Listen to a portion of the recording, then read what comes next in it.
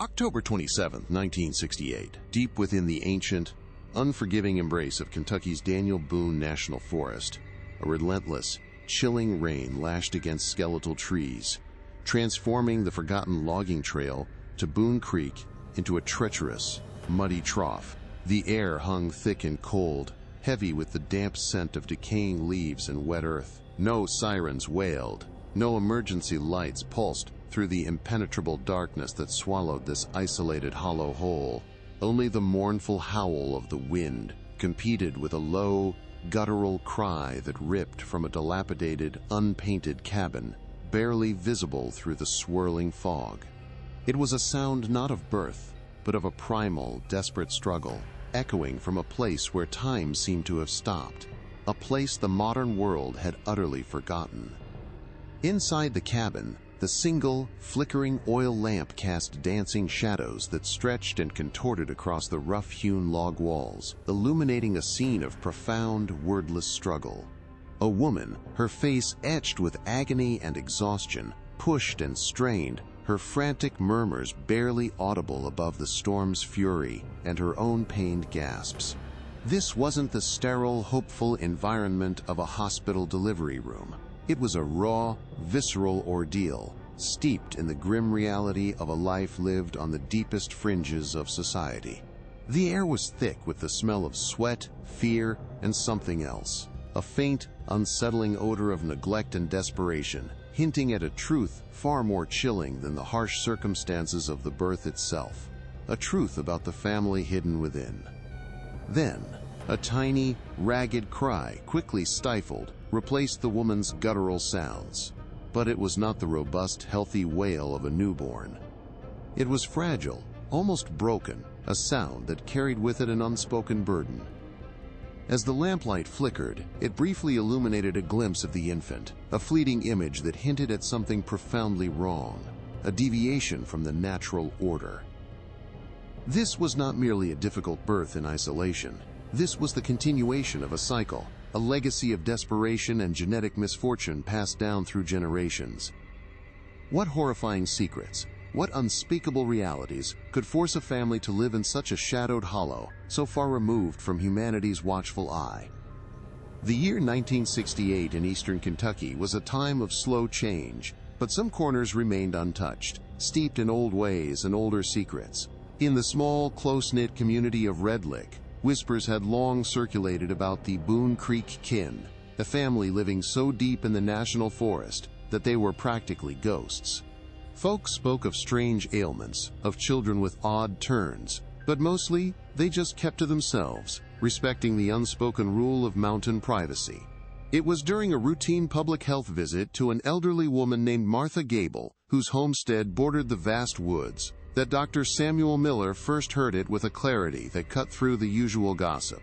Martha, her eyes wide with a mix of fear and concern, leaned in conspiratorially, muttering about the Hampton family's sickly young'uns, and a strange quiet that had fallen over their hollow, a quiet that felt wrong. Dr. Miller, a man whose medical charts often told stories far more complex than any local folklore, couldn't shake Martha's words. His experience as a public health doctor in a county seat had exposed him to the harsh realities of rural poverty and limited access to care, but her tone suggested something far more insidious than simple neglect. The isolation of the Boone Creek area raised immediate red flags. Jurisdictional complexities were always a nightmare in those remote pockets of Daniel Boone National Forest, where state and federal lines blurred and local laws were often just whispered traditions. Recognizing the potential for a welfare crisis, or worse, Miller knew he couldn't go alone.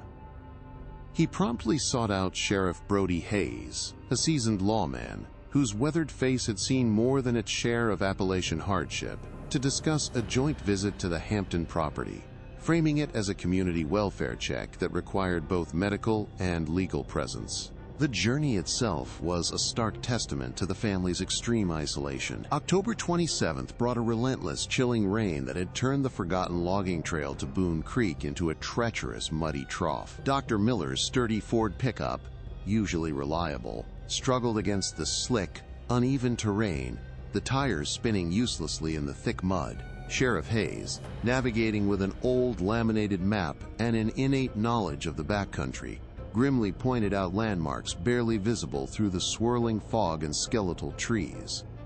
The deeper they drove, the more the modern world receded, replaced by an oppressive silence broken only by the howl of the wind and the crunch of gravel under the struggling tires.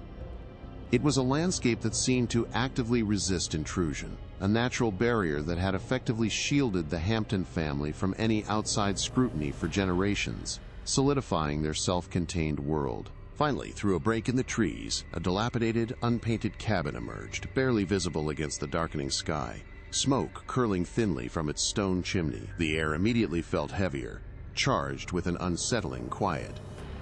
As Dr. Miller and Sheriff Hayes approached, a gaunt, wary figure emerged from the shadows. Caleb Hampton, his eyes narrow and suspicious, a crude hunting rifle clutched loosely in his hand. His demeanor was feral, a clear warning to outsiders. Then, from the cabin's doorway, a withered woman, Ma Hampton, peered out, her face a roadmap of hard living, her expression unreadable. But it was the fleeting glimpse of something else in the dim light inside, a small, twisted form that darted back from the window, that sent a cold shiver down Dr. Miller's spine, a silent, heartbreaking confirmation that Martha Gable's whispers and his own worst fears were tragically real. The chilling encounter at the Hampton cabin left Dr. Miller and Sheriff Hayes profoundly shaken, the grim implications settling in like a heavy Appalachian fog. Miller immediately contacted the State Department of Public Health in Frankfurt, his voice strained as he recounted the visible deformities and dire living conditions. He emphasized the urgent need for a specialized medical team, perhaps from the University of Kentucky Medical Center, to properly assess the children, knowing a preliminary report wouldn't suffice for the genetic anomalies he suspected. Sheriff Hayes, meanwhile, began drafting an incident report for the Kentucky State Police, his mind wrestling with the legal ramifications, potential charges of incest, severe child neglect, and the monumental task of intervention in a community so fiercely insular. The moral weight of their discovery pressed down, a silent acknowledgement they had stumbled upon a tragedy far deeper than simple rural poverty. The formal investigative phase began with urgent communiques.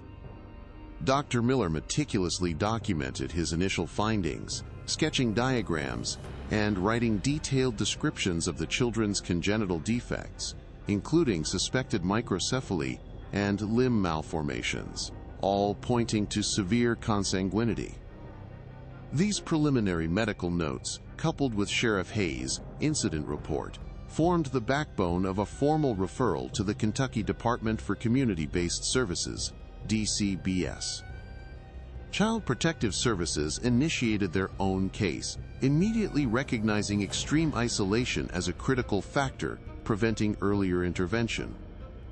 However, the Hamptons, particularly Caleb and Ma, refused further attempts at contact, viewing the state's involvement as an unwarranted invasion. The bureaucratic machinery ground slowly against the family's fierce resistance, highlighting the formidable challenges of enforcing state welfare laws in remote pockets of the Bluegrass State. Sheriff Hayes escalated the matter to the Kentucky State Police, detailing the Hampton family's extreme isolation and the disturbing medical observations. He emphasized the jurisdictional complexities within the Daniel Boone National Forest, where federal land intertwined with state and county lines, often creating gray areas for law enforcement. The state police, recognizing the gravity, began coordinating with the county prosecutor's office to secure a court order. This was crucial for a formal medical assessment and, if necessary, the legal removal of the children under child welfare statutes, specifically citing KRS 620.030 for abuse or neglect, and the potential for KRS 53.020 concerning incest. The legal team faced an uphill battle, proving incest without direct testimony or forensic evidence beyond genetic markers was challenging, and they needed a solid foundation to pierce the family's impenetrable wall of secrecy. The investigation broadened to include a painstaking search through public records. Local county clerks' offices were scoured for any birth certificates, marriage licenses, or property deeds pertaining to the Hampton family. What they found, or rather, what they didn't find, was as telling as any discovery. Records were sparse, often non-existent for earlier generations, painting a picture of a family that had intentionally, or through sheer neglect, remained off the grid for decades. This administrative invisibility mirrored their physical isolation, underscoring how deeply entrenched their self-contained world was. While advanced genetic testing was nascent in 1968, the medical team planned to take blood samples, if access was granted, to analyze chromosomal abnormalities and confirm suspected autosomal recessive disorders. The lack of official documentation deepened the mystery, suggesting a generational pattern of deliberate concealment. Amidst the formal investigation, Sheriff Hayes revisited Martha Gable, the elderly neighbor whose initial whispers ignited this critical inquiry. Her account, now taken more seriously, provided crucial context, transforming local folklore into potential investigative leads. Martha spoke of odd turns among the Hampton children for as long as she could remember, and how folks just minded their own business in the hollows. She described a gradual withdrawal of the Hamptons from community interaction, becoming increasingly reclusive over the years. These informal interviews with other cautious locals, though often vague, painted a consistent picture. A family with a deeply guarded past, whose suffering was an open secret no one dared confront. The cumulative weight of these findings, both official and anecdotal, solidified the investigators' grim realization.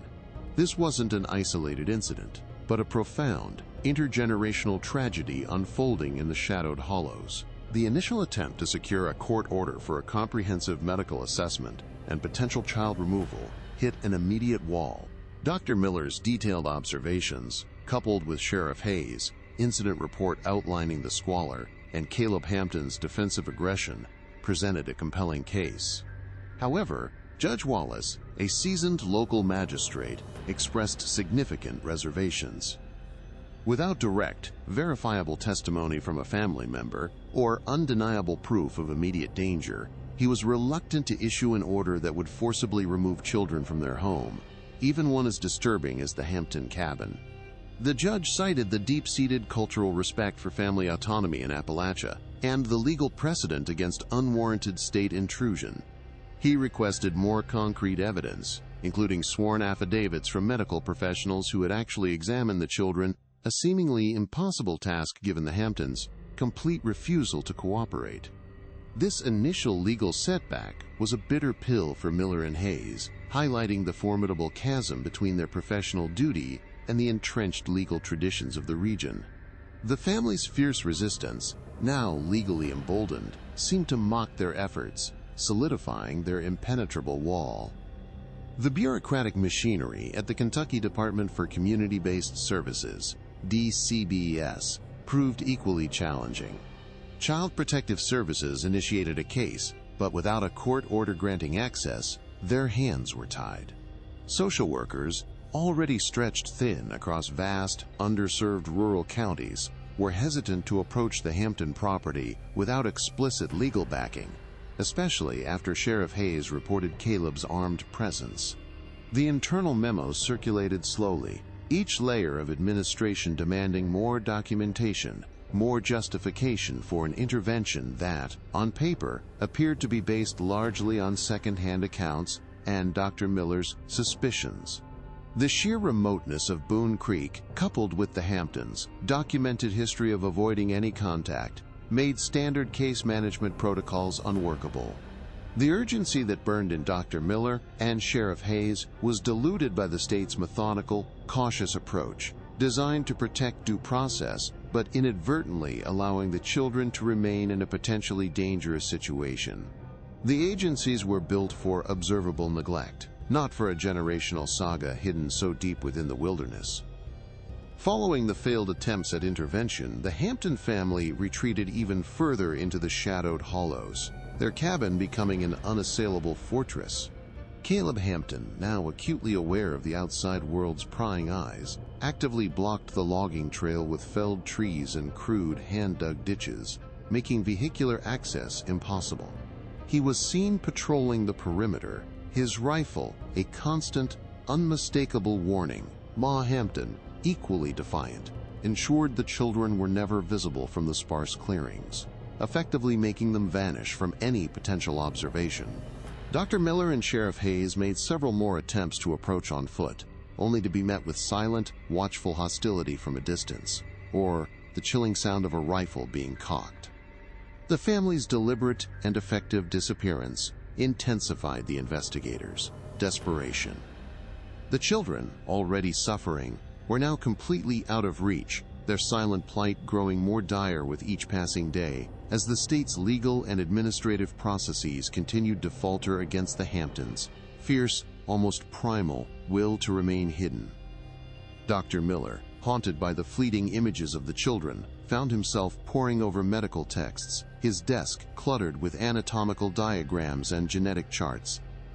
He placed a call to the University of Kentucky Medical Center, connecting with a nascent genetics department. Though direct patient access was impossible, Miller meticulously described the observed deformities: microcephaly, polydactyly, severe facial anomalies, and developmental delays. The specialist, Dr. Eleanor Vance, listened intently, her voice grave. She confirmed Miller's suspicions, suggesting a strong likelihood of autosomal recessive disorders, a telltale sign of generations of consanguinity. She advised a pedigree analysis, a reconstruction of family lineage to identify patterns of inheritance, a task made incredibly difficult by the Hamptons' deliberate isolation and lack of records, yet a critical step in understanding the generational tragedy unfolding in the shadowed hollow. While Miller delved into the complex world of genetic inheritance, Sheriff Hayes pursued a different, equally vital avenue: the historical paper trail, however faint. He spent days sifting through dusty county archives, poring over fragile property deeds, tax assessment rolls, and archaic census records from the early 20th century. What he unearthed was a patchwork of fragmented information: a recurring surname, Hampton, linked to the Boone Creek land for over a century, but with alarmingly few intermarriages with other local families. There were instances of cousin marrying cousin mentioned in obscure land transfers, a common practice in isolated Appalachian communities. But the sheer repetition within the Hampton line raised a chilling red flag. The family's administrative invisibility, once a mere annoyance, now appeared to be a deliberate, generational strategy to avoid scrutiny, solidifying their self-contained world. The convergence of Dr. Miller's medical insights and Sheriff Hayes' historical findings began to paint a terrifyingly clear picture. Miller's analysis of the likely genetic disorders, indicative of severe inbreeding, aligned perfectly with Hayes' discovery of generations of insular marriage patterns within the Hampton lineage. Martha Gable's earlier whispers of odd turns among the children, once dismissed as local gossip, now resonated with chilling accuracy, transforming from folklore into factual, albeit indirect, evidence. The pieces of the puzzle were finally clicking into place, a family trapped by their own design, perpetuating a cycle of genetic misfortune in their remote hollow.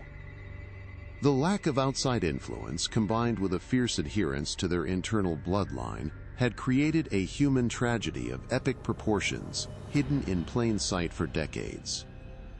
With direct access to the cabin still impossible, investigators, now including a Kentucky State Police detective, Lieutenant Reynolds, shifted tactics.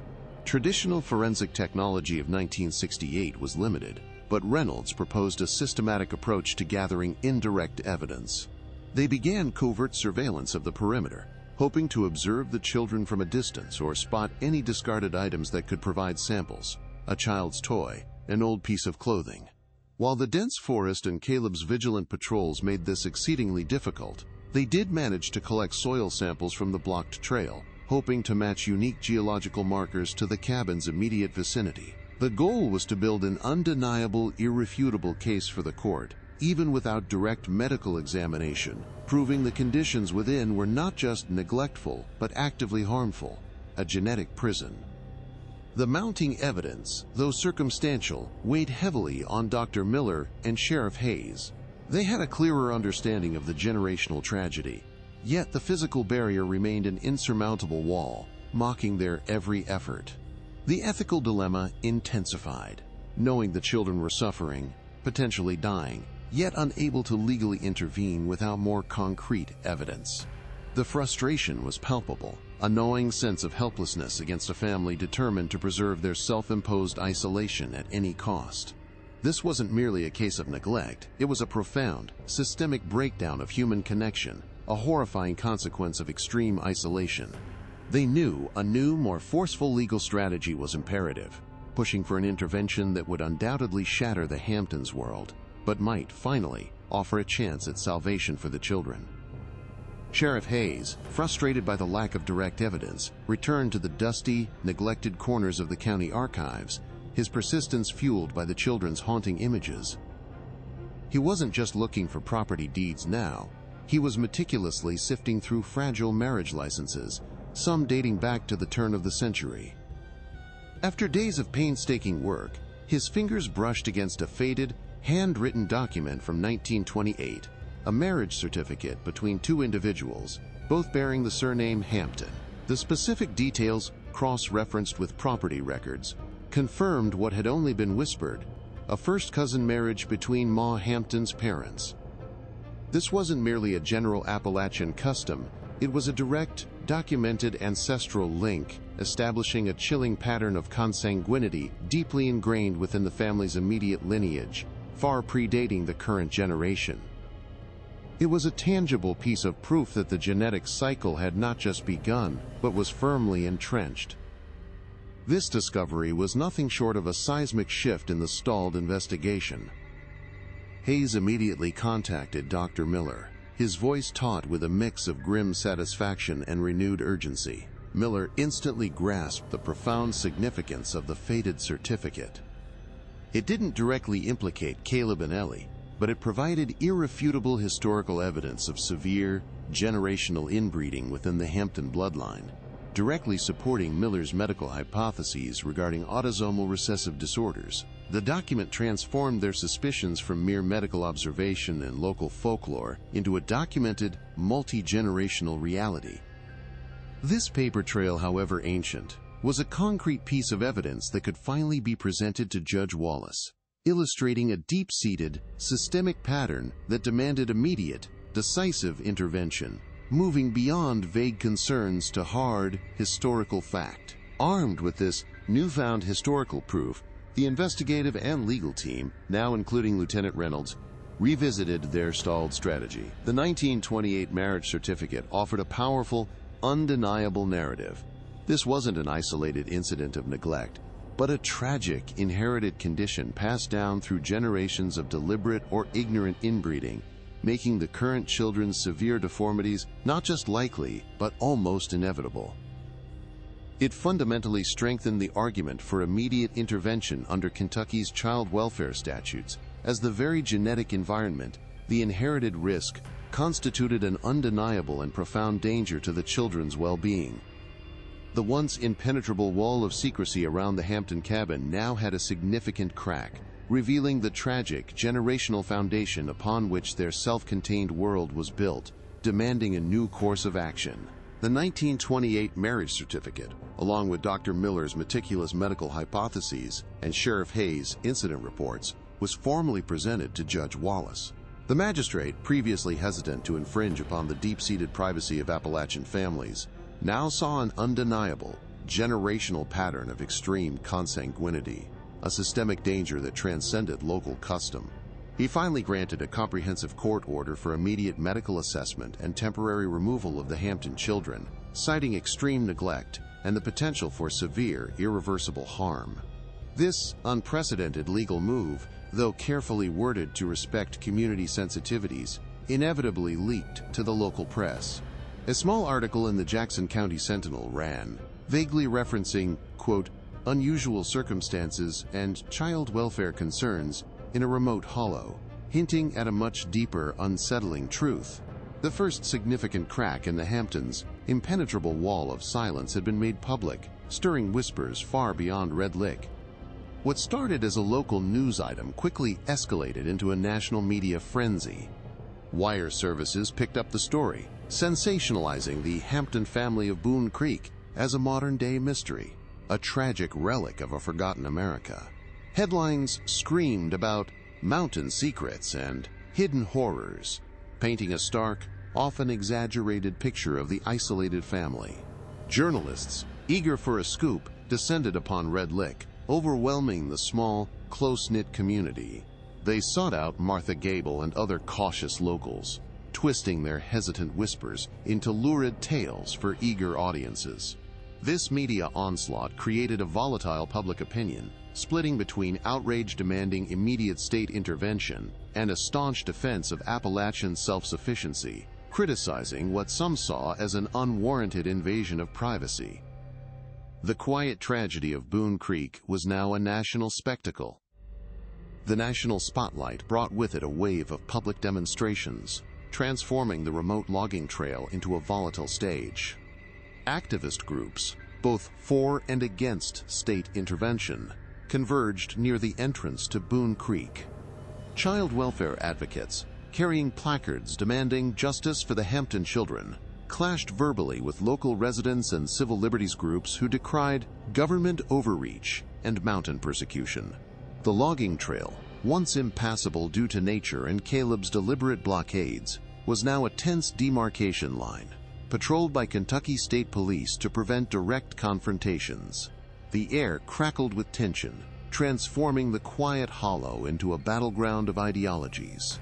Caleb Hampton, observing the growing crowd from the distant tree line, saw not help, but a hostile army encroaching on his world, reinforcing his conviction that outsiders meant only harm. The legal order was now an overt act of war. With the court order finally secured and public pressure mounting, Dr. Miller, Sheriff Hayes, and Lieutenant Reynolds finalized their intervention plan. This was no longer a simple welfare check. It was a high-stakes, meticulously coordinated operation. A specialized medical team from the University of Kentucky Medical Center, including Dr. Vance, was assembled, preparing for the complex needs of the children, anticipating severe developmental and physical challenges. Kentucky State Police tactical units were briefed, anticipating fierce resistance from Caleb Hampton, whose defensive posture had only hardened. The approach had to be swift, decisive, and above all, safe for the children. The weight of generations of suffering, decades of isolation, and now the glare of national attention pressed down on them. They knew this forced entry would shatter the Hamptons' world irrevocably, but for the children, it was their only hope. The morning air was thick, with a new chilling rain as the convoy approached Boone Creek. Dr. Miller, Sheriff Hayes, and Lieutenant Reynolds led a contingent of Kentucky State Police tactical officers and the medical team, their faces grim under the gray sky. The forest, still skeletal, seemed to watch, its silence broken only by the crunch of boots and the hum of official vehicles struggling through Caleb's improvised barricades. There was no element of surprise.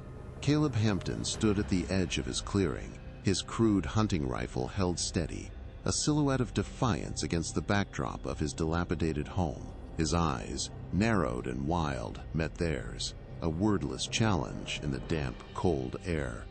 The weight of generations of suffering, decades of isolation, and now the glare of national attention pressed down on them. "Caleb Hampton, this is Sheriff Hayes. We have a court order."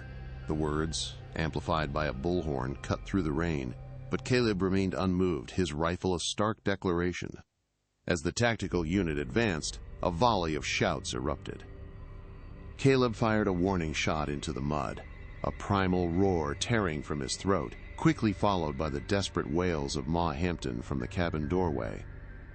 State police moved swiftly, expertly disarming and restraining Caleb, his struggles feral and unyielding. Inside, the scene was chaos, Ma Hampton clawing at the officers, her cries echoing the children's terrified whimpers. The cabin, once a symbol of their defiant isolation, was now brutally exposed, its squalor and the children's profound deformities painfully visible under the harsh light of intervention. The medical team, led by Dr. Vance, moved with practiced urgency, gently but firmly assessing each child. Their small, twisted forms, some barely moving, others thrashing in confused distress, were carefully lifted and carried into waiting ambulances. The air was filled with a cacophony of desperate pleas from Ma Hampton, Caleb's guttural curses from where he was restrained, and the heartbreaking, fragile cries of the children as they were taken from the only world they had ever known. Dr. Miller watched, his heart heavy, as Ellie Mae Hampton, her face a canvas of pure terror and profound sorrow, was guided away. In her eyes, amidst the fear, was a flicker, a nascent, agonizing awareness of a vast, incomprehensible world beyond the shadowed hollow, a world that had finally broken through. After the chaotic intervention, the immediate legal ramifications began to unfold for Caleb and Ellie Hampton. Charged with incest and severe child neglect, their case presented an unprecedented challenge to the Kentucky justice system. Given their profound isolation and documented lack of formal education, the courts grappled with questions of intent and mental capacity. Ultimately, Caleb and Ellie received suspended sentences, conditioned on strict probation and mandatory participation in social services, including comprehensive mental health evaluations. This outcome reflected a legal system attempting to balance punitive measures with the complex realities of intergenerational ignorance, acknowledging that their crimes were as much a product of their environment as deliberate malice. The Hampton children, now wards of the state, were swiftly placed into specialized medical facilities, their fragile lives forever altered. The children's journey had only just begun. Removed from the only world they had ever known, they entered a bewildering new reality of hospitals, doctors, and therapists. Their severe genetic deformities, including microcephaly and various limb malformations, demanded lifelong specialized medical and rehabilitative care, a profound societal cost that would stretch for decades. The Hampton family's name, once a hushed whisper in the hollows, transformed into a national cautionary tale, synonymous with the grim consequences of extreme isolation and unchecked inbreeding. Their story became a stark, painful reminder of how easily human suffering could fester in forgotten corners of America, highlighting the critical need for outreach to underserved rural communities and the devastating impact of genetic disorders. The story of the Boone Creek kin, though rooted in the stark reality of Kentucky in 1968, transcended its time, becoming cemented in local lore as a haunting testament to a hidden tragedy. It served as a grim parable, whispered across generations, about the fragile line between privacy and profound neglect, and the ethical dilemmas of intervention in communities fiercely protective of their own. It forces us to confront uncomfortable truths about our responsibility to the most vulnerable, even those hidden away by circumstance or design. If this powerful story of resilience, tragedy, and the human cost of isolation has resonated with you, please like this video, subscribe to our channel for more deep dives into America's hidden histories, and watch our next case. It's just as intense as this.